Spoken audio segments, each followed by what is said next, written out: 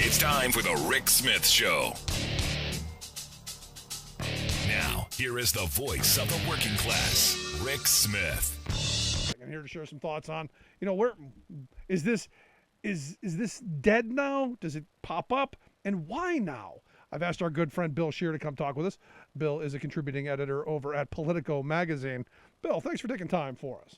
Always a pleasure. Let's start with the big question, because I'm still trying to figure out why now. Why was this so important right now? That bill wasn't going anywhere before Christmas. I mean, I can only go on what's being reported as of late. There were a couple of pieces that got printed, one in Politico, one on the Hill, suggesting that Manchin reacted very poorly to the statement that the White House put out, I believe a week ago, trying to say, hey, this is not going to get done by the end of the year.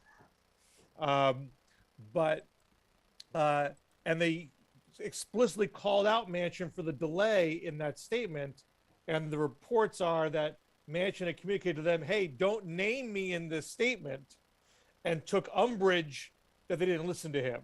And so then committed this retribution by dumping all over the bill on Fox News Sunday. Yeah. So the question is it really a fundamental substantive disagreement that cannot be resolved, and that's a bit more personal in nature, or is it intertwined with the fact that they do have substantive disagreements and they're not prepared to actually resolve them? Yeah, the part that I get quite count out just quite yet. Yeah, the part that I don't get, and you've been doing this a long time, I don't get why all of this public fighting. Why aren't they locked in a room hammering something out so that you're not seeing this division in public? Because there was just a poll done here that said, what was it, 4 in 10?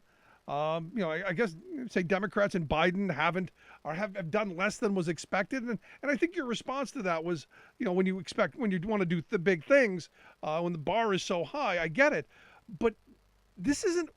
I guess my problem is doing this kind of stuff in public is only making that things aren't getting done image worse, or am I missing something? I don't think you're missing anything, and what I don't understand on top of that.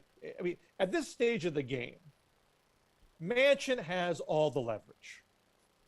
And that's been pretty clear for weeks now. Progressives try to jam him by holding the infrastructure bill hostage. He didn't blink. Sinema didn't blink. Finally, Pelosi and Biden said to the progressives, look, suck it up, pass the infrastructure bill. Trust me, we'll get to Build Back Better. Very next thing, we'll get the 50.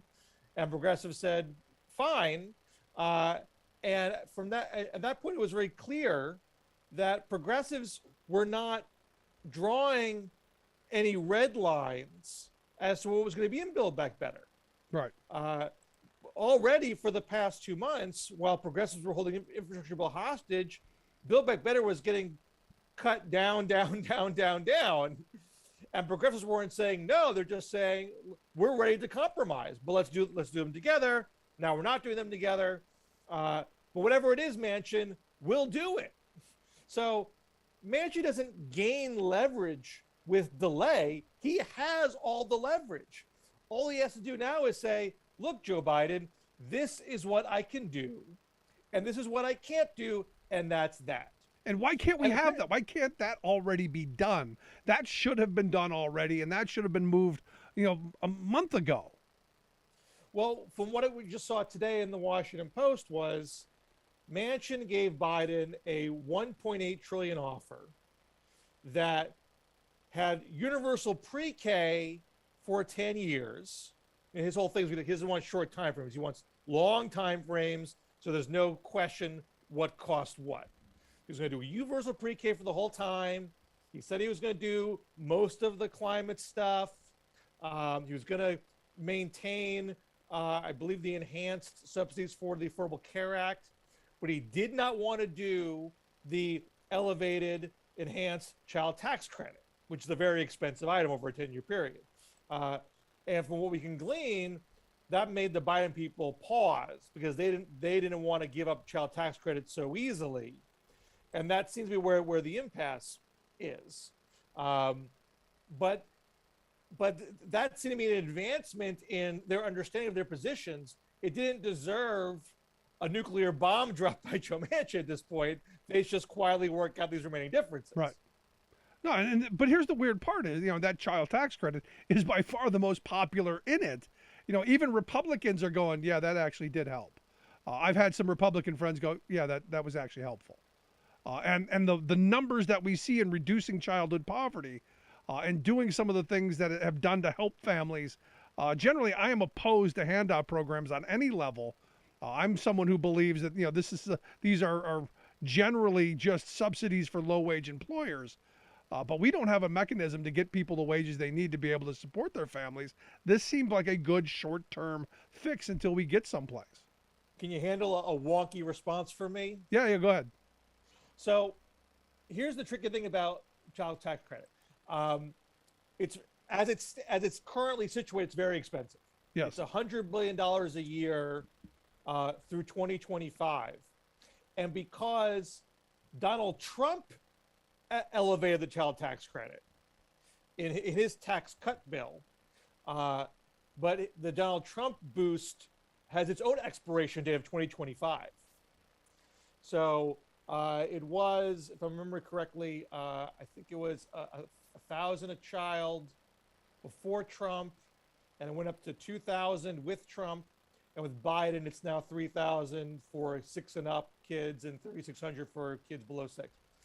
So it goes below 2,000 in 2025. So they maintain the 3,000 to 3,600 in the so-called out years. Right. It's even more money.